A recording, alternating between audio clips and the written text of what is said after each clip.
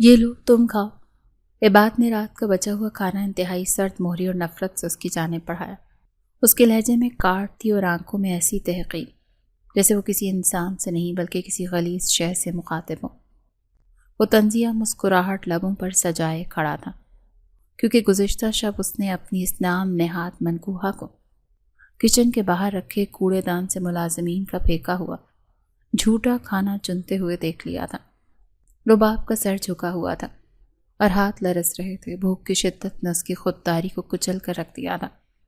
وہ جو کبھی ملازمہ کے ہاتھ کا بنا کھانا بھی اپنی شان کے خلاف سمجھتی تھی، آج شوہر کے ہاتھ سے بچی ہوئی ہڈیوں اور روٹی کے سوکھے ٹکڑوں والی پلیٹ یوں تھام رہی تھی جیسے کوئی شاہی سوغات ہو۔ عباد اسے حقارت سے دیکھتا ہوا پلٹا اور پیر پٹکتا ہوا کمرے سے باہر نکل گیا۔ وہ جانتا تھا کہ یہ لڑکی اس کے باپ کے قاتل کی بیٹی ہے۔ وہ ونی ہو کر آئی تھی، خون بہا میں ملی ایک ایسی زندہ لاش جس کی حیثیت اس حویلی میں پالتو جانوروں سے بھی بدتر تھی۔ عباد کی نفرت کی وجہ صرف یہ خاندانی دشمنی نہیں تھی بلکہ وہ دھوکہ بھی تھا جو اس کے گمان کے مطابق رباب نے اسے دیا تھا۔ پچھلے کئی دنوں سے عباد کی دوسری شادی کی تیاریاں زور و شور سے چل رہی تھیں اور وہ ہر کسی کے عتاب کا نشانہ بنی ہوئی تھی۔ ساس رقیہ بیگم نے اسے 3 دن سے کمرے میں بند کر رکھا تھا جہاں پانی کا ایک قطرہ تک میسر نہیں تھا۔ بھوک جب انتہا کو پہنچی تو اس نے اپنی انا کا جنازہ نکال دیا۔ وہ لرزتے قدموں کے ساتھ آنسوؤں کو ضبط کرتی پلیٹ چھپا کر اسٹور روم کی طرف بڑھی تاکہ کسی کی نظر نہ پڑ جائے۔ وہاں اندھیرے میں بیٹھ کر جیسے اس نے پہلا نوالا منہ کی طرف بڑھایا، اچانک دروازہ کھلا اور روشنی کی تیز لکیر اس کے چہرے پر پڑی۔ اس سے پہلے کہ وہ سنبھلتی، کسی نے اس کے بالوں کی چوٹی سے پکڑ کر اسے جھٹکے سے کھڑا کیا۔ رباب کے منہ سے بے اختیار سسکی نکلی۔ نوالا ہاتھ سے چھوٹ کر زمین پر بکھر گیا۔ سامنے رقیہ بیگم کھڑی تھی جن کی آنکھوں میں شعلے دہک رہے تھے۔ حرام کی پلیٹیں چاٹنے والی، تیری یہ مجال کہ میرے بیٹے کے کمرے سے کھانا چرائے۔ انہوں نے اس کے بالوں کو مزید زور سے کھینچا تو رباب کا سر بری طرح سے پیچھے کو جھک گیا۔ درد کی ایک شدید لہر اس کی ریڑھ کی ہڈی میں دوڑ گئی۔ آنسو رخساروں پر بہہ نکلے مگر فریاد لبوں تک نہ آئی۔ وہ جانتی تھی کہ یہاں اس کی چیخیں سننے والا کوئی نہیں، وہی بات جو کبھی اس کی ایک مسکراہٹ پر جان وارتا تھا اب اسے تڑپتا دیکھ کر سکون پاتا تھا۔ اس اذیت ناک لمحے میں جب وہ ساس کی گرفت میں تھی، اس کا ذہن جھٹکے سے ماضی کے اس دریچے میں کھلا جہاں عزت، مان اور محبت کا راج تھا۔ سنبھل کر، گر جائیں گی آپ۔ یہ آواز اس کے کانوں میں رس کھولتی ہوئی محسوس ہوئی تھی جب وہ یونیورسٹی کی لائبریری میں لکڑی کی اونچی سیڑھی کے آخری پائیدان پر کھڑی سب سے اوپر والے شیلف سے کتاب نکالنے کی کوشش کر رہی تھی۔ توازن بگڑا اور پاؤں پھسلا۔ رباب نے خوف سے آنکھیں میچ لیں۔ اسے یقین تھا کہ اب وہ سخت فرش سے ٹکرائے گی، مگر زمین کی سختی کے بجائے وہ 2 مضبوط بازوؤں کے حصار میں تھی۔ خوف زدہ آنکھیں کھولیں تو سامنے ایک اجنبی مگر شناسا چہرہ تھا، گہری سی آنکھیں جن میں فکر اور گھبراہٹ نمایاں تھی۔ عباد نے اسے گرنے سے بچا لیا تھا۔ چند لمحوں کے لیے وقت جیسے تھم گیا۔ رباب نے ہڑبڑا کر خود کو اس کے حصار سے آزاد کیا اور سیڑھی سے نیچے اتر آئی۔ اس کا دل زور زور سے دھڑک رہا تھا۔ شکریہ، اس نے بمشکل کہا اور دوپٹہ درست کیا۔ عباد نے مسکراتے ہوئے کتاب اسے پکڑائی جو گرتے گرتے اس کے ہاتھ سے چھوٹ گئی تھی۔ یہ کتاب آپ کی پہنچ سے دور تھی، مدد مانگ لیتی تو کوئی حرج نہیں تھا۔ ویسے بھی میں کافی دیر سے دیکھ رہا تھا کہ آپ اس تک پہنچنے کی کوشش کر رہی ہیں۔ میں عباد ہوں، آپ کا سینئر۔ اس نے ہاتھ بڑھایا تو رباب نے ایک نظر اس کتاب پر ڈالی اور پھر عباد پر۔ یہ وہی لڑکا تھا جسے اس نے کچھ دن پہلے کیمپس میں ایک زخمی کتے کے پلے کو پانی پلاتے اور اس کی مرہم پٹی کرتے ہوئے دیکھا تھا۔ اس وقت بھی اس کے دل میں اس سے رحم دل لڑکے کے لیے نرم گوشہ پیدا ہوا تھا۔ میں رباب ہوں، اس نے مختصر جواب دیا اور وہاں سے جانے لگی تو عباد نے پیچھے سے پکارا، سنیں رباب، یہ سبجیکٹ تھوڑا مشکل ہے، اگر نوٹس بنانے میں کوئی مسئلہ ہو تو آپ مجھ سے پوچھ سکتی ہیں، ہمارے گروپ میں اکثر ڈسکشن ہوتی ہے۔ رباب رکی، پلٹ کر دیکھا۔ عباد کی آنکھوں میں ایک کشش تھی جو اسے روک رہی تھی، وہ جو یونیورسٹی میں کسی سے بات کرنا پسند نہیں کرتی تھی، نہ جانے کیوں اس روز انکار نہ کر سکی۔ شاید یہ ان حسین دنوں کا آغاز تھا جب وہ دونوں انجان تھے کہ تقدیر انہیں کس خوفناک موڑ پر لا کھڑا کرے گی۔ اس وقت عباد کی آنکھوں میں صرف ستائش تھی، نفرت کا تو نام و نشان تک نہ تھا۔ وہ نہیں جانتا تھا کہ یہی رباب اس کے بھائی کے انکار کا سبب بنے گی اور پھر اس کے اپنے لیے زندگی کا روپ بن جائے گی۔ یہ جو تم نے تیسرے سوال کا جواب لکھا ہے نا، اس میں منطق کم اور جذباتی پن زیادہ ہے۔ قانون جذبات سے نہیں دلائل سے جیتا جاتا ہے۔ عباد نے ہاتھ میں تھامے ہوئے کاغذات میز پر رکھتے ہوئے سرزنش آمیز لہجے میں کہا، لیکن اس کی آنکھوں میں نرمی تھی جو اس کے سخت الفاظ کا اثر زائل کر رہی تھی۔ امتحانات سر پر تھے اور لائبریری میں طلبہ کا رش بڑھ چکا تھا۔ رباب جو پچھلے کئی ہفتوں سے اس کی نگرانی میں فائنل پروجیکٹ کی تیاری کر رہی تھی، اپنی اصلاح پر خفیف سی مسکرائی اور قلم اٹھا کر اسے درست کرنے لگی۔ ان گزرتے دنوں میں وہ اجنبیت کی دیوار کب گر گئی تھی انہیں خبر ہی نہ ہوئی۔ سردیوں کی دھوپ اب نیم گرم ہو چکی تھی اور لان میں بیٹھ کر گھنٹوں پڑھائی کی آڑ میں ہونے والی باتیں اب معمول بن چکی تھیں۔ یہ بات اسے لکھتا ہوا دیکھ رہا تھا جب اچانک اس کی نظر رباب کی کلائی میں بندھی گھڑی پر پڑی اور پھر بے اختیار اس کی نظر رباب کی آنکھوں پر جم گئی۔ ایک جھماکا سا ہوا اور ماضی کا ایک دھندلا منظر اس کے ذہن میں روشن ہو گیا۔ وہ سڑک کنارے خون میں لت پت پڑا تھا، گاڑیاں پاس سے گزر رہی تھیں مگر کوئی رک نہیں رہا تھا۔ تب ایک لڑکی یہی گھبراہٹ اور خوف لی اس کی طرف بھاگی تھی۔ اس نے اپنا دوپٹہ پھاڑ کر اس کے بہتے خون کو روکنے کی کوشش کی تھی اور اپنی بوتل سے پانی اس کے خشک لبوں پر ٹپکایا تھا۔ درد کی شدت سے عباد کی آنکھوں کے سامنے اندھیرا چھا رہا تھا، لیکن وہ ان خوفزدہ مگر ہمدرد آنکھوں کو نہیں بھولا تھا۔ رباب، اس نے اچانک پکارا تو رباب نے چونک کر سر اٹھایا۔ تم وہی ہو نا؟ اس دن رنگ روڈ پر میرا ایکسیڈنٹ ہوا تھا، سب تماشا دیکھ رہے تھے لیکن ایک لڑکی نے میری مدد کی تھی، وہ تم تھی نا؟ عباد کی آواز میں یقین اور حیرت کی ملی جلی کیفیت تھی۔ رباب کچھ پل اسے دیکھتی رہی، پھر نظریں جھکا کر دھیرے سے اس بات میں سر ہلا دیا۔ میں نے پہچانا نہیں تھا کہ وہ آپ ہیں، بس انسانیت کے ناطے رکی تھی۔ اس کے سادگی بھرے اعتراف نے عباد کے دل میں اس کا مقام کئی گنا بڑھا دیا۔ وہ لڑکی اسے جانتی تک نہیں تھی، پھر بھی اس کی جان بچانے کے لیے بیچ سڑک پر آ گئی تھی۔ عباد کو لگا جیسے وہ دنیا کی سب سے نایاب لڑکی کے سامنے بیٹھا ہے۔ اس روز کتابوں کے الفاظ دھندلا گئے تھے اور عباد کی نظروں میں صرف رباب کا چہرہ واضح تھا۔ اسے احساس ہو گیا تھا کہ یہ محض دوستی یا سینئر جونیئر کا تعلق نہیں رہا، بلکہ وہ لاشعوری طور پر اس مسیحا صفت لڑکی کی محبت میں گرفتار ہو چکا ہے۔ وہ جو اسے نوٹس دے رہا تھا، دراصل وہ اپنا دل اس کے حوالے کر رہا تھا۔ اسے تب یہ اندازہ ہی نہیں تھا کہ جس لڑکی نے اسے موت کے منہ سے نکالا ہے، وہی آگے چل کر اس کی زندگی کو ایک ایسی آزمائش میں ڈال دے گی جہاں موت زندگی سے زیادہ آسان لگے گی۔ مجھے تم سے کچھ ضروری بات کرنی ہے، کیا کلاس کے بعد ہم کینٹین چل سکتے ہیں؟ یہ بات کی آواز میں جو اضطراب تھا وہ رباب سے چھپا نہ رہ سکا۔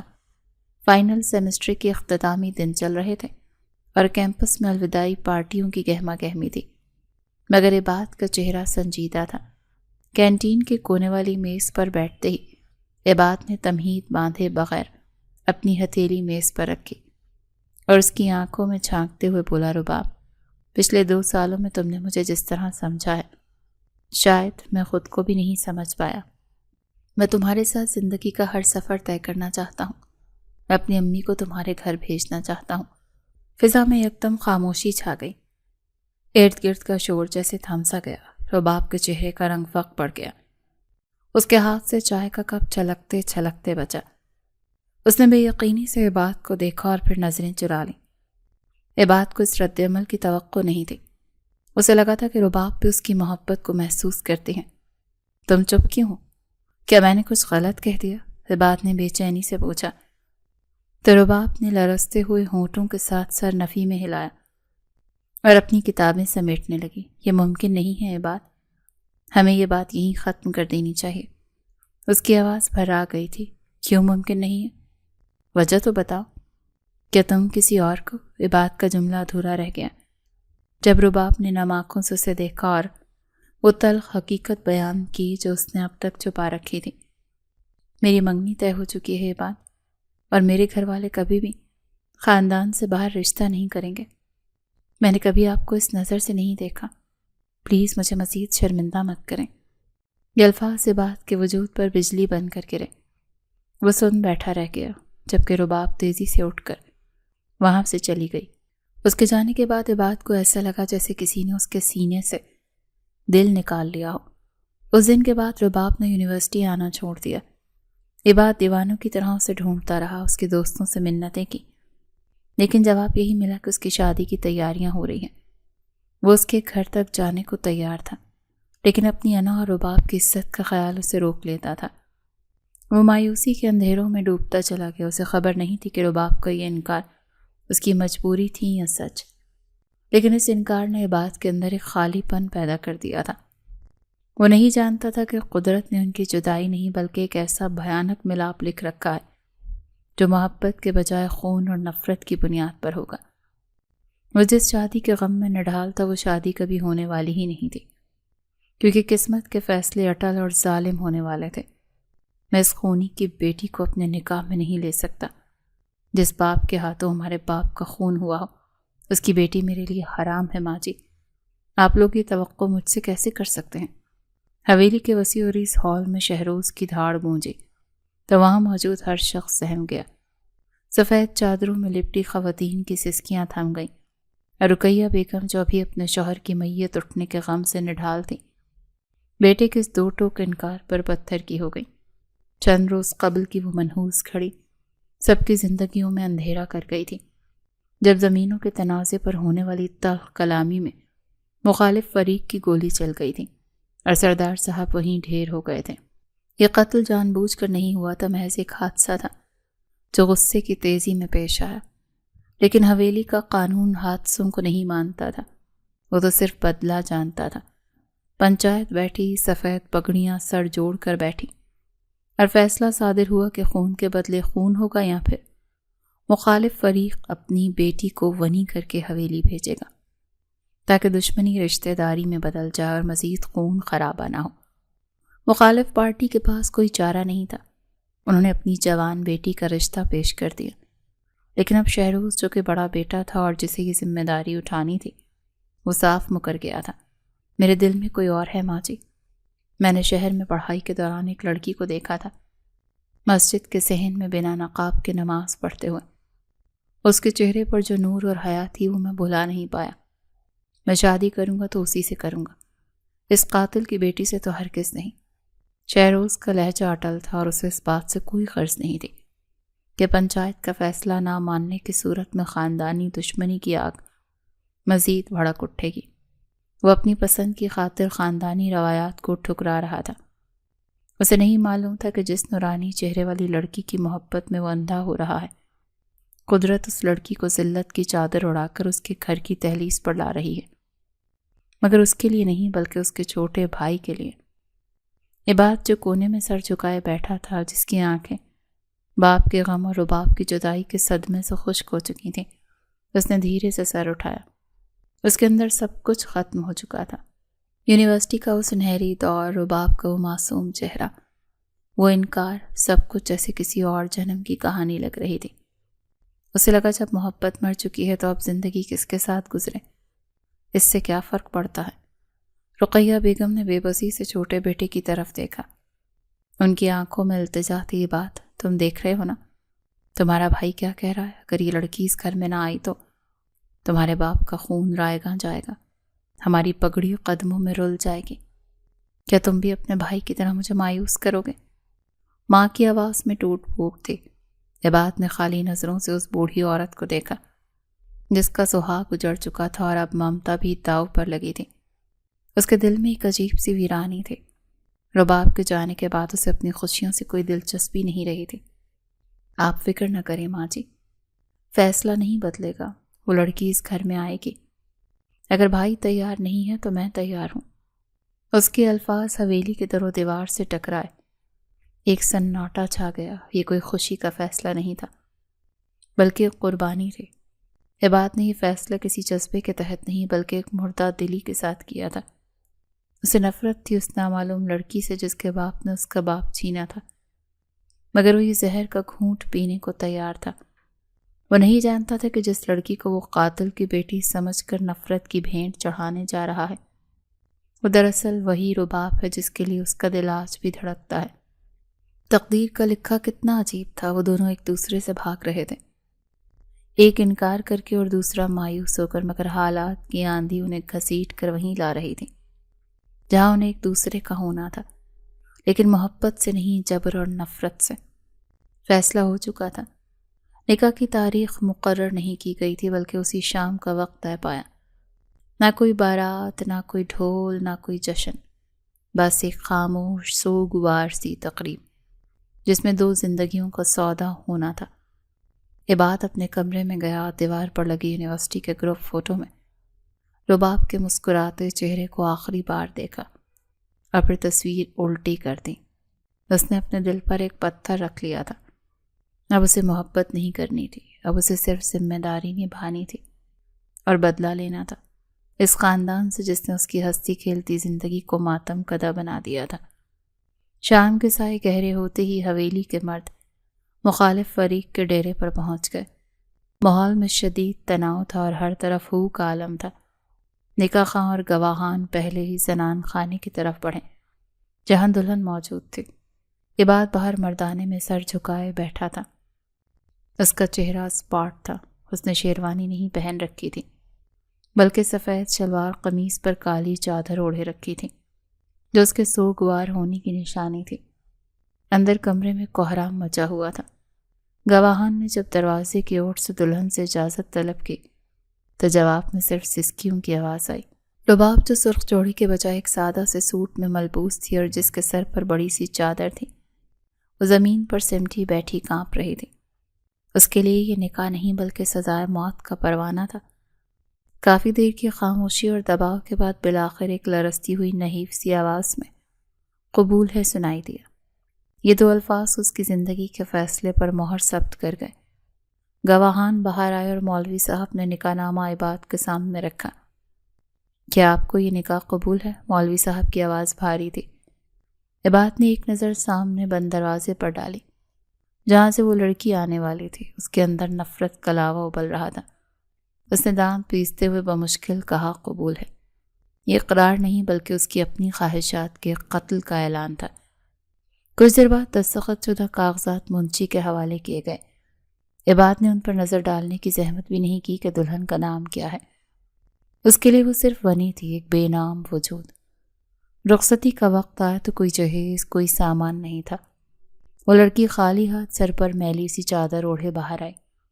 اسے سہارا دے کر گاڑی میں بٹھایا گیا۔ عباد نے ڈرائیونگ سیٹ سنبھالی۔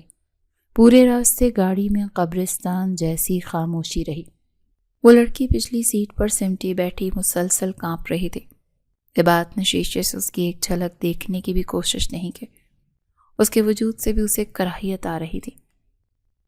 حویلی پہنچ کر گاڑی رکی تو رقیہ بیگم نے دروازے پر استقبال کیا، مگر یہ استقبال روایتی نہیں تھا۔ ان کی آنکھوں میں بہو کے لیے شفقت نہیں بلکہ انتقام کی آگ تھی۔ لے آئے اس منحوس کو، ماں کے الفاظ نشتر کی طرح چبھے۔ عباد خاموشی سے گاڑی سے اترا اور بنا پیچھے دیکھے اپنے کمرے کی طرف بڑھ گیا۔ پیچھے وہ لڑکی لڑکھڑاتے قدموں کے ساتھ گاڑی سے اتری۔ حویلی کی بلند فصیلوں نے اسے نگل لیا تھا۔ یہ رباب تھی جو شہر کی یونیورسٹی چھوڑ کر اپنی منگنی ٹوٹنے کے دکھ اور باپ کے جرم کی سزا کا بوجھ اٹھائے یہاں آئی تھی۔ وہ نہیں جانتی تھی کہ جس شخص کے نکاح میں اسے دیا گیا ہے وہ کوئی اور نہیں بلکہ عباد ہے، وہ عباد جسے وہ ٹھکرا چکی تھی۔ اور عباد نہیں جانتا تھا کہ جس لڑکی کو نفرت کی علامت سمجھ کر لایا ہے وہ اس کی کھوئی ہوئی محبت ہے۔ دونوں ایک چھت تلے تھے مگر حقیقت سے انجان، اور یہی انجان پن ان کی آنے والی زندگی میں طوفان برپا کرنے والا تھا۔ رات کا اندھیرا چھا چکا تھا اور حویلی کے در و دیوار گواہ تھے کہ آج محبت ہار گئی تھی۔ رسم و رواج جیت گئے تھے۔ یہ تماشا بند کرو اور خاموشی سے یہ دوا کھا لو۔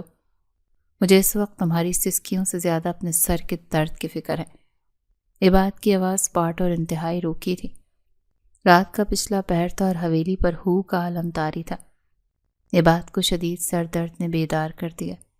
وہ پانی لینے کچن کی جانب آئے تو وہاں فرش پر چولہے کے قریب وہ نئی نویلی ونی چادر میں منہ چھپائے، گھٹنوں میں سردی سسک رہی تھی۔ عباد کو ایک پل کے لیے کوفت ہوئی، یہ وہ لڑکی تھی جو اس کے باپ کے قاتل کی نشانی تھی، جسے وہ نفرت کی علامت سمجھ کر لایا تھا۔ اس کا دل چاہا کہ اسے نظر انداز کر دے، لیکن انسانیت کے ناطے اس کے قدم رک گئے۔ اس نے شیلف سے درد کچھ گولی نکالی اور پانی کا گلاس بھر کر اس کے قریب رکھ دیا۔ لڑکی کا وجود خوف سے سمٹ گیا، جیسے اسے توقع ہو کہ اب اس پر کوئی وار کیا جائے گا۔ میں نے کہا یہ کھا لو ورنہ صبح ماچی نے جو کام تم سے لینے ہیں ان کے لیے تم میں جان نہیں بچے گی۔ اس کا لہجہ طنزیہ تھا، مگر اس میں ایک عجیب سی تنبیہ بھی پوشیدہ تھی۔ رباب نے لرزتے ہاتھوں سے چادر کا پلو تھوڑا سا سرکایا اور کانپتی انگلیوں سے گلاس تھام لیا۔ اس کا چہرہ اوپر نہیں کیا، شاید اس میں اتنی ہمت نہیں تھی کہ وہ اپنے شوہر کا سامنا کر سکے، جس کے بارے میں وہ صرف اتنا جانتی تھی کہ وہ حویلی کا چھوٹا سردار ہے۔ عباد نے بھی اسے غور سے دیکھنے کی زحمت نہیں کی۔ اس کی نظر میں وہ صرف ایک مجرم کی بیٹی تھی، ایک سودا، ایک بوجھ۔ اسے نفرت سے رخ موڑا اور کچن سے باہر نکل گیا۔ پیچھے رباب نے دوا حلق سے اتاری تو آنسوؤں کا ایک نیا سیلاب امڑ آیا۔ یہ آواز، یہ لہجہ اسے اتنا شناسا کیوں لگا تھا؟ درد کی شدت اور خوف کے باعث اس کا ذہن معوف ہو چکا تھا۔ وہ پہچان نہیں پائی تھی کہ یہ وہی آواز ہے جو کبھی لائبریری میں اس سے نوٹس شیئر کرتی تھی۔ وہ نہیں جانتی تھی کہ جس شخص سے وہ خوف زدہ ہے وہ وہی ہے جسے اس نے یونیورسٹی میں ٹھکرا دیا تھا۔ رات کے اندھیرے نے ان دونوں کے درمیان جو پردہ رکھا، وہ صبح کی روشنی میں بڑی بے رحمی سے چاک ہونے والا تھا۔ اگلی صبح سورج ابھی پوری طرح طلوع بھی نہیں ہوا تھا کہ حویلی کے صحن میں شور بپا تھا۔ نخرے مت دکھا مجھے، یہ ہاتھ تیری مہندی لگانے کے لیے نہیں بلکہ کپڑے دھونے کے لیے ہیں، جلدی چلا ہاتھ۔ رقیہ بیگم کی کرخت آواز گونجی تو عباد جو ابھی ابھی تیار ہو کر یونیورسٹی جانے کے لیے کمرے سے نکلا تھا ٹھٹک کر رک گیا۔ صحن کے بیچوں بیچ نل کے پاس وہ لڑکی بیٹھی تھی، ڈھیر سارے کپڑوں کا انبار اس کے سامنے تھا۔ اس کے ہاتھ صابن سے بھرے ہوئے تھے اور وہ کسی مشقت زدہ مزدور کی طرح کپڑے رگڑ رہی تھی۔ عباد کو عجیب سی گھبراہٹ ہوئی۔ ماں کا رویہ اس کے لیے نیا نہیں تھا، لیکن آج اسے کچھ زیادہ ہی سختی محسوس ہوئی۔ وہ قدم بڑھا کر قریب آیا۔ ماں جی، ملازمہ تو ہے، اس سے کروا لیں۔ اس کا ایک جملہ بھی ادھورا تھا کہ وہ لڑکی چونکی۔ اس نے گھبرا کر سر اٹھایا، گیلے ہاتھوں سے چہرے پر آئی لٹیں ہٹائیں اور سامنے دیکھا تو وقت جیسے وہیں تھم گیا۔ کائنات کا سارا شور خاموش ہو گیا۔ عباد کے قدم زمین میں گڑ گئے، اس کی آنکھیں پھٹی کی پھٹی رہ گئی۔ سامنے کوئی اور نہیں، رباب تھی، وہی رباب جس کے انکار نے اسے توڑ دیا تھا، وہی رباب جسے وہ اپنی محبت بنا کر لانا چاہتا تھا۔ آج اس کے گھر میں ونی بن کر ایک نوکرانی کی طرح بیٹھی کپڑے دھو رہی تھی۔ رباب! عباد کے لبوں سے سرگوشی نکلی۔ صدمے کی شدت اتنی زیادہ کی کہ اسے لگا کہ اس کا دماغ ہی پھٹ جائے گا۔ رباب کی آنکھوں میں بھی وہی حیرت اور پھر شدید شرمندگی امڑ آئی۔ اس نے فوراً سے نظریں جھکا لیں۔ عباد کے ذہن میں تو جیسے دھماکے ہونے لگے، ماضی کی تمام کڑیاں ملنے لگیں۔ یونیورسٹی کا وہ انکار، وہ وجہ کہ میری شادی طے ہو گئی، اور پھر اس کے بھائی شہروز کا اس رشتے سے انکار کرنا کیونکہ وہ کسی اور کو پسند کرتا تھا۔ عباد کی آنکھوں میں موجود حیرت دھیرے دھیرے سرد نفرت میں بدلنے لگی۔ ایک زہریلی سوچ نے اس کے دماغ کو جکڑ لیا، تو یہ ہے حقیقت؟ اس نے مجھے اس لیے انکار کیا کیونکہ اس کا رشتہ میرے بڑے بھائی سے طے ہو رہا تھا؟ یہ حویلی کی بڑی سردارنی بننا چاہتی تھی؟ شیطان نے بڑی ہوشیاری سے اس کے ذہن میں شک کا بیج بو دیا۔ اسے لگا رباب نے اسے دھوکا دیا ہے۔ اسے لگا رباب کو اس کے بھائی شہروز میں دلچسپی تھی، اسی لیے اس نے عباد کی محبت کو ٹھکرا دیا۔ مگر قدرت نے کیسا کھیل کھیلا کہ شہروز نے انکار کر دیا اور یہ گھوم پھر کر اسی کے پاس آ گئی، لیکن محبت بن کر نہیں، مجرم بن کر۔ عباد کا دل پتھر کا ہو گیا۔ وہ جو ایک پل پہلے ماں کو روکنا چاہ رہا تھا، اس کے اندر کا رحم مر گیا۔ اسے لگا اس عورت نے اس کے جذبات کا تماشا بنایا ہے۔ اس نے دانت پیستے ہوئے رباب کو دیکھا جو اب سر جھکائے کانپ رہی تھی۔ عبادت نے مٹھی بھینچی۔ اس کا چہرہ غصے سے سرخ ہو گیا۔ ماں جی، اس نے سخت لہجے میں پکارا۔ رقیہ بیگم نے حیرت سے بیٹے کو دیکھا۔ اس سے کہیں کہ یہ کام جلدی ختم کرے۔ حویلی میں مفت کی روٹیاں توڑنے کی اجازت کسی کو نہیں ہے، چاہے وہ کوئی بھی ہو۔ اس کے الفاظ رباب کے دل پر ہتھوڑے کی طرح برسے۔ اس نے تڑپ کر عبادت کو دیکھا۔ ان آنکھوں میں بے یقینی تھی۔ وہ سوچ بھی نہیں سکتی تھی کہ عبادت، وہ نرم خو عبادت، اس کے لیے اتنے ظالمانہ الفاظ بولے گا۔ لیکن عبادت نے اس کی آنکھوں میں جھانکنے سے گریز کیا۔ وہ تیزی سے پلٹ گیا اور بڑے بڑے ڈگ بھرتا ہوا حویلی کے گیٹ کی طرف بڑھ گیا۔ اس کے دل میں محبت کی جگہ اب نفرت اور انتقام نے لے لی تھی۔ وہ سمجھ رہا تھا کہ وہ ایک موقع پرست عورت کو سزا دے رہا ہے، جبکہ حقیقت یہ تھی کہ وہ اپنی ہی محبت کو اپنے ہی ہاتھوں سے ذبح کر رہا تھا۔ رباب نے نم آنکھوں سے اس کے جاتے ہوئے وجود کو دیکھا اور پھر کپڑے دھونے لگی۔ صابن کے جھاگ میں اس کے آنسو بھی شامل ہو گئے تھے۔ اب اس حویلی میں اس کا کوئی نہیں تھا، وہ شخص بھی نہیں جس پر شاید وہ کبھی مان کر سکتے تھے۔ اس کمرے کی صفائی ابھی تک مکمل کیوں نہیں ہوئی؟ میں نے کہا تھا یونیورسٹی سے واپسی پر مجھے میرا کمرہ بالکل صاف چاہیے۔ یہ بکھری ہوئی کتابیں اور بستر کی شکنیں تمہاری سستی کا منہ بولتا ثبوت ہیں۔ عبادت کا لہجہ انتہائی سرد اور کاٹدار تھا۔ وہ کمرے کے دروازے پر کھڑا تھا اور سامنے رباب جھاڑو ہاتھ میں تھامے سر جھکائے کھڑی تھی۔ اس کی آنکھوں کے گرد سیاہ حلقے پڑ چکے تھے، رنگت زرد ہو رہی تھی۔ گزشتہ کئی دنوں سے حویلی میں اس کا مقام ایک ملازمہ سے بھی بدتر کر دیا گیا تھا۔ رقیہ بیگم کا حکم تھا کہ حویلی کا کوئی ملازم رباب کا کام نہیں کرے گا۔ اسے صبح سویرے اٹھ کر پورے گھر کی صفائی، کپڑے دھونے اور برتن مانجنے ہوتے تھے۔ عبادت یہ سب دیکھتا تھا مگر خاموش رہتا تھا۔ اس کے دل میں شک کا ناک پھن پھیلائے بیٹھا تھا۔ اسے لگتا تھا کہ رباب نے اس کی پاکیزہ محبت کو دولت اور رتبے کی ہوس میں ٹھکرایا تھا۔ اسے یقین ہو چلا تھا کہ رباب نے اسے اس لیے انکار کیا تھا کیونکہ وہ حویلی کے بڑے وارث شہروز کی سردارنی بننا چاہتی تھی، اور اب جب قدرت نے اسے سزا دی ہے تو وہ اس پر رحم کھا کر اپنی انا کو کیوں مجروح کریں؟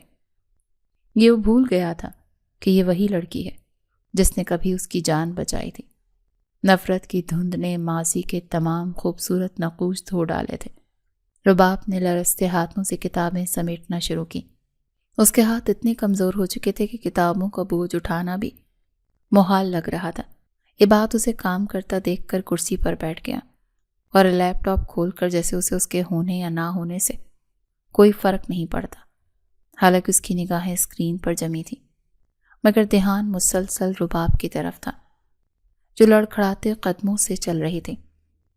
یہ ڈرامے میرے سامنے کرنے کی ضرورت نہیں ہے، میں تمہاری اصلیت جان چکا ہوں۔ تم جیسی عورتیں مظلومیت کا لبادہ اوڑھ کر ہمدردیاں سمیٹنا خوب جانتی ہیں۔ اس نے بنا دیکھے طنز کا تیر چلایا۔ رباب کے ہاتھ رک گئے، آنسو پلکوں پر لرزنے لگے، مگر اس نے گرنے نہیں دیے۔ وہ صفائی کر کے کمرے سے نکلنے لگی تو عبادت نے پھر آواز دی، اور سن لو، آج کے بعد میرے کپڑوں کو ہاتھ لگانے کی ضرورت نہیں۔ مجھے کراہیت آتی ہے تم جیسی عورت میرے لباس کو چھوئے۔ دروازہ بند ہونے کی آواز کے ساتھ ہی رباب کی سسکی ابھری جس نے وہیں دہلیز پر دبا لی تھی۔ وہ نہیں جانتی تھی کہ عبادت کے زہریلے رویے کے پیچھے کون سی غلط فہمی کار فرما ہے۔ وہ تو بس اپنی قسمت کا لکھا بھگت رہی تھی۔ حویلی میں ظلم کا یہ سلسلہ یہیں نہیں رکا، بلکہ رقیہ بیگم نے اپنی انتقامی کارروائی کو مزید سخت کر دیا تھا۔ پچھلے 3 دن سے رباب کو کھانا نہیں دیا گیا تھا۔ وجہ صرف یہ بنی تھی کہ سالن میں نمک زیادہ ہو گیا تھا، اور رقیہ بیگم نے کھانے کی پوری دیگ انڈیل دی تھی اور سزا کے طور پر رباب کا کھانا بند کر دیا تھا۔ بھوک کی شدت سے رباب کا برا حال تھا، پیٹ میں مروڑ اٹھ رہے تھے اور آنکھوں کے سامنے اندھیرا چھا رہا تھا۔ تیسری رات جب بھوک برداشت سے باہر ہوئی تو عبادت جو سب جانتا تھا چپکے سے کچن میں گیا اور پلیٹ میں کھانا ڈال کر رباب کے کمرے میں جو دراصل اسٹور روم تھا کی طرف گیا۔ اس کا ضمیر اسے ملامت کر رہا تھا، نفرت اپنی جگہ، مگر وہ اسے بھوکا مرتے ہوئے نہیں دیکھ سکتا تھا۔ یہ لو کھا لو، کوئی نہیں دیکھ رہا۔ عباد نے پلیٹ اس کے سامنے رکھی۔ رباب جو زمین پر پڑی تھی اٹھ کر بیٹھی۔ کھانے کی خوشبو نے اس کی بھوک کو مزید بڑھا دیا، مگر اس کی خودداری آڑے آ گئی۔ اس نے عباد کی طرف دیکھا، جس کی آنکھوں میں ہمدردی نہیں بلکہ احسان جتانے کا انداز تھا۔ مجھے آپ کی بھیک نہیں چاہیے۔ جب اس گھر کے کتوں کو روٹی مل سکتی ہے تو مجھے کیوں نہیں؟ میں مر جاؤں گی، مگر آپ کے ہاتھوں سے یہ خیرات نہیں لوں گی۔ رباب کی آواز کمزور تھی، مگر لہجہ اٹل تھا۔ عباد کا پارا چڑھ گیا۔ مرتی ہو تو مر جاؤ۔ میں پاگل تھا جو تمہارے لیے کھانا لایا، تمہیں تو اسی قابل ہونا چاہیے۔ وہ غصے سے پلیٹ وہیں چھوڑ کر چلا گیا۔ رباب کافی دیر تک اس پلیٹ کو دیکھتی رہی، مگر ہاتھ نہیں لگایا۔ پھر کچھ دیر بعد بلی آئی اور وہ کھانا کھا گئی۔ رباب حسرت سے دیکھتی رہ گئی۔ اگلے 24 گھنٹے رباب کے لیے قیامت خیز تھے۔ اب اس کے جسم میں اٹھنے کی بھی طاقت نہیں تھی۔ وہ بھوک سے نڈھال تھی۔ اسے وہ وقت یاد آنے لگا جب وہ اپنے گھر میں ناز و نوم سے پلی تھی۔ وہ لڑکی جو یونیورسٹی میں کیفیٹیریا کا کھانا صرف اس لیے چھوڑ دیتی تھی کہ وہ باسی لگتا تھا، جو گھر میں ملازمہ کے ہاتھ کی روٹی صرف اس لیے نہیں کھاتی تھی کہ وہ موٹی پکی ہوتی تھی، اور ماں سے ضد کرتی تھی کہ میں صرف آپ کے ہاتھ کا بنا کھاؤں گی۔ آج وہی رباب بھوک کے مارے جانوروں جیسی سطح پر آ چکی تھی۔ رات کا پچھلا پہر تھا۔ بھوک نے اس کی تمام اصول توڑ دیے تھے۔ وہ گھسٹتے ہوئے کچن کے پچھلے حصے کی طرف گئی، جہاں کوڑے دان رکھا تھا۔ اس نے کانپتے ہاتھوں سے ڈھکن ہٹایا۔ اندر رات کے بچے ہوئے چاول اور ہڈیاں پڑی تھیں، جن پر چونٹیاں رینگ رہی تھیں۔ رباب کی آنکھوں سے ٹپ ٹپ آنسو گرنے لگے۔ اس نے لرزتے ہاتھوں سے ایک نوالا اٹھایا، اسے صاف کیا اور منہ میں ڈال لیا۔ یہ اس کی زندگی کی سب سے بڑی شکست تھی۔ وہ رو رہی تھی اور کھا رہی تھی۔ عین اسی لمحے بعد جو پانی پینے آیا تھا، کھڑکی سے یہ منظر دیکھ کر پتھر کا ہو گیا تھا۔ اس کے پیروں تلے سے زمین نکل گئی۔ اس نے سوچا بھی نہیں تھا کہ نوبت یہاں تک پہنچ جائے گی۔ وہ تو رباب جسے وہ شہزادیوں کی طرح رکھنا چاہتا تھا، آج کوڑے دان سے کھانا چن رہی تھی۔ عباد کے اندر کچھ ٹوٹ گیا۔ اس کی نفرت پر ایک لمحے کے لیے شرمندگی غالب آ گئی، مگر وہ سامنے نہیں گیا، بس دیکھتا رہا اور اپنی بے بسی پر کڑتا رہا۔ اسے کیا معلوم تھا کہ صبح ہونے تک یہ منظر اس کے لیے ایک اور طنز کا سامان بن جائے گا، اور وہ اپنی ہی شرمندگی کو چھپانے کے لیے مزید ظالم بن جائے گا، جیسا کہ وہ ہمیں داستان کے آغاز میں نظر آیا تھا۔ یہ دائرہ مکمل ہو چکا تھا۔ محبت ذلت کی اس گہرائی میں گر چکی تھی، جہاں سے واپسی ناممکن لگ رہی تھی۔ حرام کی پلیٹیں چاٹنے کی عادت تو تمہاری پرانی معلوم ہوتی ہے، مگر میں اپنے گھر میں یہ بھکاریوں والا تماشا ہرگز برداشت نہیں کروں گی۔ ابھی سیدھی کھڑی ہو جاؤ اور ایک ٹانگ پر کھڑی رہو جب تک میں نہ کہوں۔ رقیہ بیگم کی آواز کسی چنگھاڑ سے کم نہ تھی۔ انہوں نے رباب کے بالوں کی چوٹی کو اتنی بے رحمی سے مروڑا کہ اس کا سر جھٹکے سے پیچھے کی طرف گیا اور گردن میں شدید کڑک کی آواز آئی۔ یہ وہی لمحہ تھا جہاں ماضی کی یادیں ٹوٹی تھی اور حال کی تلخ حقیقت اس کے سامنے دیو بن کر کھڑی تھی۔ رباب کے ہاتھ سے وہ جھوٹی پلیٹ چھوٹ کر فرش پر گر کر کرچی کرچی ہو گئی تھی۔ اس کے خشک حلق سے ایک دبی ہوئی چیخ نکلی جو خوف کے مارے وہیں گھٹ گئی۔ اسٹور روم کی حبسدہ فضا میں اس کی سانسیں اکھڑ رہی تھیں۔ کمزوری اس قدر تھی کہ دونوں پیروں پر کھڑا ہونا محال تھا۔ جا کے وہ ایک ٹانگ پر سزا بھگتتی، مگر رقیہ بیگم کی آنکھوں میں وحشت ناچ رہی تھی۔ انہوں نے پاس پڑی ایک چھڑی اٹھا کر اس کی پنڈلی پر رسید کی۔ رباب درد کی شدت سے کراہتے ہوئے زمین پر گر پڑی۔ اٹھو، میں نے کہا اٹھو، ورنہ آج زندہ نہیں چھوڑوں گی۔ وہ دوبارہ اس پر جھپٹیں، مگر اس بار ان کا ہاتھ ہوا میں معلق رہ گیا۔ پیچھے سے ایک مضبوط آہنی گرفت نے اس کی کلائی تھام لی تھی۔ رقیہ بیگم نے چونک کر مڑ کر دیکھا تو سامنے عباد کھڑا تھا۔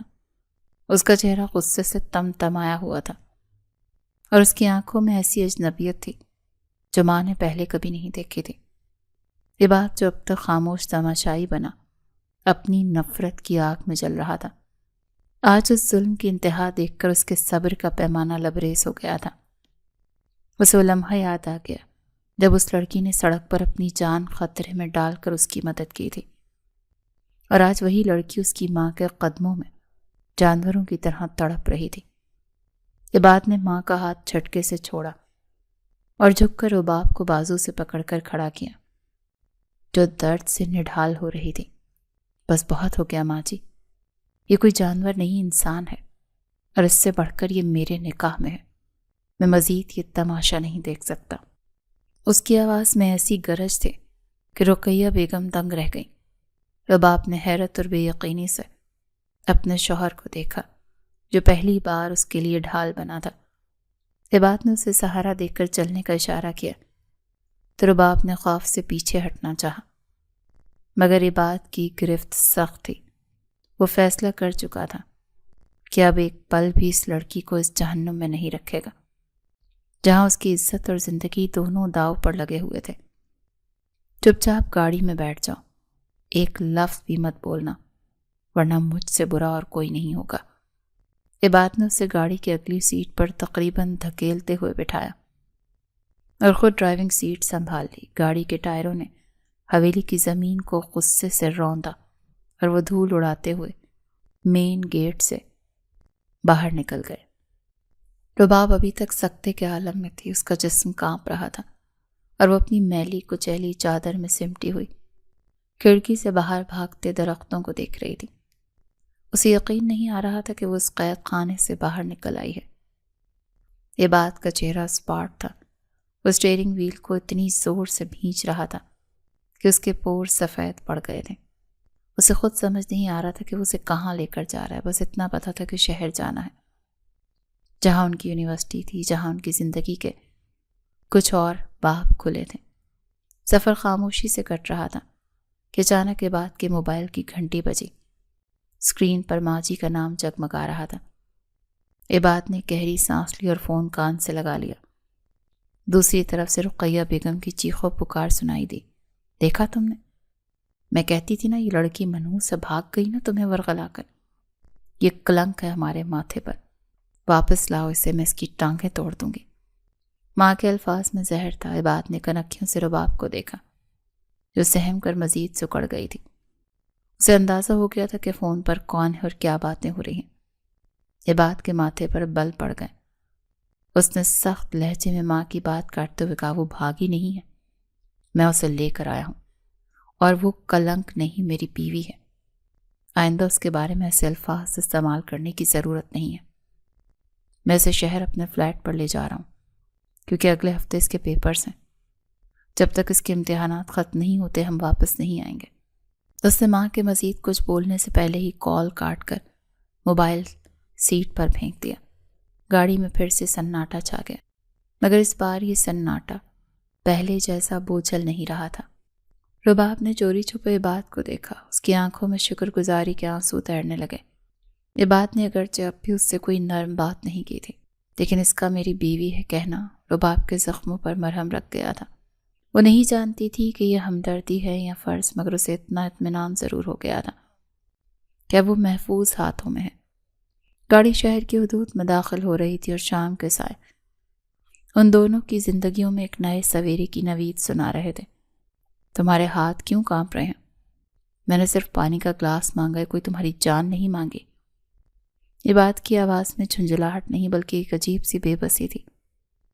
وہ صوفے پر بیٹھا لیپ ٹاپ پر کچھ کام کر رہا تھا جب رباب کچن سے پانی لے کر آئی، گلاس ٹرے میں رکھتے ہوئے کہ پانی چھلک کر میز پر گر گیا۔ رباب سہم کر پیچھے ہٹی اور خوفزدہ نظروں سے عباد کو دیکھا جیسے ابھی تھپڑ پڑنے والا ہو۔ عباد نے اس کی آنکھوں میں تیرتے خوف کو بھانپ لیا تھا۔ اس کا دل کٹ کر رہ گیا۔ یہ وہ خوف تھا جو اس نے اور اس کی ماں نے مل کر اس کے اندر بویا تھا۔ اٹھ کر کھڑا ہوا تو رباب مزید سکڑ گئی۔ سوری، وہ غلطی سے، میں صاف کر دیتی ہوں۔ اس کی آواز اتنی مدھم تھی جیسے کسی گہری کھائی سے آ رہی ہوں۔ عباد نے گہرا سانس لی اور نرمی سے اس کا بازو تھام کر اسے سامنے کرسی پر بٹھایا۔ رباب، ہم شہر میں ہیں، وہ حویلی پیچھے رہ گئی۔ یہاں کوئی تم پر ہاتھ نہیں اٹھائے گا، میں بھی نہیں۔ پلیز نارمل ہو جاؤ، کل سے تمہارے پیپرز شروع ہیں اور تمہاری یہ حالت مجھے ڈرا رہی ہے۔ عباد نے ٹیشو سے پانی صاف کیا۔ پچھلے 3 دن سے یہی معمول تھا۔ وہ اسے حویلی سے تو لے آیا تھا مگر رباب کا ذہن ابھی بھی وہیں قید تھا۔ وہ کھانے کے وقت ڈرتی، اونچی آواز سن کر سہم جاتی۔ عباد اسے اپنے ہاتھوں سے کھانا دیتا۔ وہ کھا تو لیتی مگر نظریں نہیں اٹھاتی تھی۔ ان 3 دنوں میں عباد نے اس کے وجود پر لگے نیل اور زخموں کے نشانات دیکھے تو وہ خود بھی اپنی نظروں میں گر گیا۔ نفرت کی وہ دیوار جو غلط فہمی کی بنیاد پر کھڑی تھی اب شرمندگی کے سمندر میں بہہ چکی تھی، مگر وہ ابھی تک رباب سے کھل کر بات نہیں کر پایا تھا۔ شاید اسے اپنی ہی ذات سے گھن آ رہی تھی۔ وقت ریت کی طرح سرکتا رہا۔ شہر کی فضا نے رباب کو تھوڑا سکون تو دیا مگر اندرونی خلفشار ابھی باقی تھا۔ امتحانات کے دن شروع ہو چکے تھے۔ عباد روز صبح سے یونیورسٹی ڈراپ کرتا اور چھٹی کے وقت گیٹ پر کھڑا ملتا۔ وہ گاڑی میں خاموش رہتی، کتابوں میں سر دیے، اپنی دنیا میں مگن۔ عباد کئی بار بات کرنے کی کوشش کرتا مگر اس کی سنجیدگی دیکھ کر چپ ہو جاتا۔ چھٹے پرچے والے دن رباب کی طبیعت کچھ زیادہ ہی خراب تھی۔ رات بھر وہ بخار میں تپتی رہی تھی مگر صبح ضد کر کے تیار ہو گئی۔ آج مت جاؤ، تمہارا جسم تپ رہا ہے۔ عباد نے پیشانی چھو کر فکر مندی سے کہا، نہیں، یہ میرا مستقبل ہے، میں ہمت نہیں ہار سکتی۔ رباب نے پہلی بار اس کی آنکھوں میں آنکھیں ڈال کر کہا تھا۔ عباد اس کی اس خودداری پر دل ہی دل میں قربان ہو گیا۔ اسے لے کر یونیورسٹی پہنچا، میں یہیں پارکنگ میں ہوں، پیپر ختم ہوتے ہی کال کرنا۔ اس نے تاکید کی اور رباب سر ہلا کر گیٹ کے اندر غائب ہو گئی۔ لیکن قدرت کو آج کچھ اور ہی منظور تھا۔ امتحان گاہ کے ہال میں حبس اور گرمی نے رباب کے بخار کو مزید تیز کر دیا۔ اس کے ہاتھ سے قلم چھوٹ رہا تھا اور آنکھوں کے سامنے الفاظ ناچ رہے تھے۔ ابھی آدھا وقت ہی گزرا تھا کہ اس کے سر میں شدید چکر آیا۔ اس نے پانی کی بوتل اٹھانے کی کوشش کی مگر ہاتھ نے ساتھ چھوڑ دیا۔ کرسی سے گرنے کی آواز پر پورا ہال متوجہ ہو گیا۔ ڈیوٹی پر موجود ٹیچر دوڑی آئیں، بیٹا کیا ہوا؟ مگر رباب کا جواب دینے سے پہلے ہی سر ڈھلک گیا۔ وہ بے ہوش ہو چکی تھی، خبر آگ کی طرح پھیلی۔ باہر کھڑے عباد کو جب کسی نے بتایا کہ اندر ایک لڑکی بے ہوش ہو گئی ہے تو اس کی چھٹی حس چیخ اٹھی۔ وہ سیکیورٹی گارڈ کو دھکیلتا وہ اندر کی طرف بھاگا۔ ہال میں لڑکیوں کا ہجوم تھا۔ عباد نے دیوانہ وار بھیڑ کو ہٹایا۔ زمین پر رباب کو بے سد دیکھ کر اس کی دنیا اندھیر ہو گئی۔ رباب! اس کی فلک شگاف چیخ نے وہاں موجود ہر شخص کو ساکت کر دیا۔ اس نے جھک کر رباب کا سر اپنی گود میں رکھا اور اس کے گال تھپ تھپانے لگا۔ آنکھیں کھولو، دیکھو، دیکھو مجھے، میں ہوں عباد۔ اس کے لہجے میں جو اپنائیت اور تڑپ تھی وہ چھپائے نہیں چھپ رہی تھی۔ اسی لمحے حارث جو عباد کا قریبی دوست تھا اور اسی سینٹر میں موجود تھا، حیرت سے آنکھیں بڑھا، عباد یہ تم کیا کر رہے ہو؟ ہوش میں ہو؟ یہ لڑکی یہ تو وہی جس کی شادی ہو چکی ہے۔ تم یونیورسٹی میں سب کے سامنے تماشا کیوں بنا رہے ہو؟ چھوڑو اسے۔ حارث نے اسے بازو سے پکڑ کر اٹھانا چاہا تو عباد نے ایک جھٹکے سے حارث کا ہاتھ ہٹایا۔ اس کی آنکھوں میں خون اتر آیا۔ اس نے رباب کو اپنی مضبوط باہوں میں اٹھا لیا اور حارث کی آنکھوں میں آنکھیں ڈال کر دھاڑا، ہاں یہ شادی شدہ ہے اور اس کا شوہر کوئی اور نہیں، میں ہی ہوں۔ یہ میری بیوی ہے، میری عزت۔ کسی نے اگر ایک لفظ بھی بولا تو میں زبان کھینچ لوں گا۔ عباد کی آواز ہال کی چھت سے ٹکرائی تو حارث کا منہ کھلے کا کھلا رہ گیا۔ ارد گرد کھڑے طلبہ اور اساتذہ پر سکتہ طاری ہو گیا۔ وہ عباد جو کبھی رباب کے نام سے بھی چڑھتا تھا آج اسے سینے سے لگائے زمانے کی پرواہ کیے بغیر وہاں سے نکل رہا تھا۔ اسے اس وقت اپنی ساکھ کی نہیں، رباب کی سانسوں کی فکر تھی۔ گاڑی شہر کی سڑکوں پر دوڑ رہی تھی۔ عباد بار بار پیچھے مڑ کر دیکھتا جہاں رباب پچھلی سیٹ پر نیم بے ہوشی کے عالم میں لیٹی تھی۔ اسپتال لے جانے کے بجائے وہ اسے سیدھا اپنے فلیٹ پر لے آیا۔ ڈاکٹر کو وہیں بلا لیا گیا۔ ڈرپ لگنے اور دوا کے اثر کے بعد رباب کی حالت سنبھلی تو شام کے سائے گہرے ہو چکے تھے۔ کمرے میں مدھم روشنی تھی۔ عباد اس کے سرہانے فرش پر بیٹھا۔ اس کا ہاتھ اپنے ہاتھوں میں تھامے ہوئے تھا۔ رباب نے پلکیں وا کی تو اسے اپنی ہتھیلی پر کچھ گیلا محسوس ہوا۔ اس نے غور سے دیکھا تو وہ عباد کے آنسو تھے۔ آپ رو رہے ہیں؟ رباب کی کمزور آواز ابھری تو عباد نے چونک کر سر اٹھایا، جلدی سے آنکھیں صاف کی، مگر سرخ ڈورے سب بیاں کر رہے تھے۔ میں رو نہیں رہا، میں اپنی بدقسمتی کا ماتم کر رہا ہوں۔ رباب، اس کا لہجہ بھاری تھا، کیوں بچایا مجھے؟ مر جانے دیتے۔ ویسے بھی آپ کے لیے تو میں ایک بوجھ ہوں، ایک مجرم کی بیٹی۔ رباب نے رخ موڑ لیا۔ اس کے لہجے کی تلخی نے عباد کو جھلسا دیا۔ خدا کے لیے ایسا مت کہو، میں پہلے ہی جہنم میں جل رہا ہوں۔ عباد نے اس کا چہرہ اپنی طرف موڑا۔ آج مجھے ایک سچ بتا دو رباب، کیا واقعی تم نے یونیورسٹی میں مجھے اس لیے انکار کیا تھا کہ تم میرے بڑے بھائی شہروز کو پسند کرتی تھی؟ کیا تم حویلی کی بڑی بہو بننا چاہتی تھی؟ یہ سوال پچھلے کئی مہینوں سے عباد کے سینے میں ناسور بنا ہوا تھا۔ آج وہ اسے نکال پھینکنا چاہتا تھا۔ رباب کی آنکھوں میں حیرت اور صدمے کے تاثرات ابھرے اور وہ بے یقینی سے عباد کو دیکھنے لگی۔ شہروز، آپ کے بھائی؟ مجھے تو یہ بھی نہیں معلوم تھا کہ وہ آپ کے بھائی ہیں۔ میں نے انہیں کبھی دیکھا تک نہیں۔ اس کی آواز میں سچائی کی ایسی کھنک تھی کہ جھوٹ کا شائبہ بھی نہیں تھا۔ میں نے انکار اس لیے کیا تھا عباد کیونکہ میری منگنی میرے تائے کے بیٹے سے بچپن میں طے ہو چکی تھی۔ میں مجبور تھی، میں اپنے باپ کی عزت نہیں اچھال سکتی تھی۔ لیکن رباب کی آواز رند گئی، آنسو تکیے میں جذب ہونے لگے۔ لیکن پھر وہ حادثہ ہو گیا، میرے باپ کے ہاتھوں آپ کے والد کا قتل ہو گیا۔ وہ منگنی ٹوٹ گئی اور جرگے نے مجھے ونی بنا کر آپ کی چوکھٹ پر پھینک دیا۔ میں تو اپنی قسمت کو رو رہی تھی۔ مجھے نہیں پتا تھا کہ قدرت مجھے گھسیٹ کر وہیں لے جائے گی جہاں سے میں بھاگی تھی، مگر عزت کے ساتھ نہیں، ذلت کے ساتھ۔ رباب پھوٹ پھوٹ کر رو پڑی تھی، اور یہ انکشاف عباد کے لیے کسی ایٹمی دھماکے سے کم نہ تھا۔ اس کا دماغ سن ہو گیا، تمام کڑیاں ملنے لگی۔ شہروز کا انکار کیونکہ وہ نماز پڑھنے والی لڑکی کو پسند کرتا تھا، رباب کا انکار کیونکہ وہ منگنی شدہ تھی، اور بیچ میں عباد جو اپنی غلط فہمی کے بنا پر جلاد بن گیا تھا۔ یا اللہ، میں کتنا بڑا اندھا تھا۔ عباد نے اپنا سر بیڈ کی سائڈ پر مارا۔ میں نے شک کیا، میں نے اپنی ہی پاکیزہ محبت کو پیروں تلے رونت دیا، صرف ایک وہم کے بنا پر۔ میں نے تم پر ظلم کیا، تمہیں بھوکا رکھا، میں جانور بن گیا تھا۔ رباب، مجھے معاف کر دو، میں تمہارے گنہگار ہوں۔ عباد بچوں کی طرح رو رہا تھا، وہ شخص جو پورے کیمپس میں اپنی اکڑ کے لیے مشہور تھا، آج اپنی بیوی کے قدموں میں بکھرا پڑا تھا۔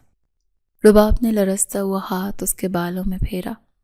بس کریں عباد، شاید ہمارے نصیب میں یہی آگ لکھی تھی، تاہم ہم کندن بن سکیں۔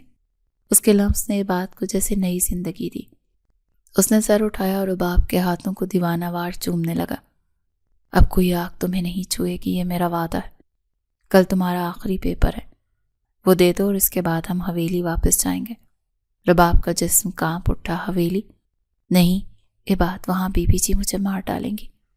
اس نے خوف سے عباد کا ہاتھ کھینچ لیا تو عباد نے اس کی آنکھوں میں دیکھا۔ میں ہوں نا، اب میں وہ خاموشی عباد نہیں ہوں، اب میں تمہارا شوہر ہوں۔ میں وہاں سب کو بتاؤں گا کہ تم میری کیا ہو، میرے بھائی شہروز کو بھی اور اپنی ماں کو بھی۔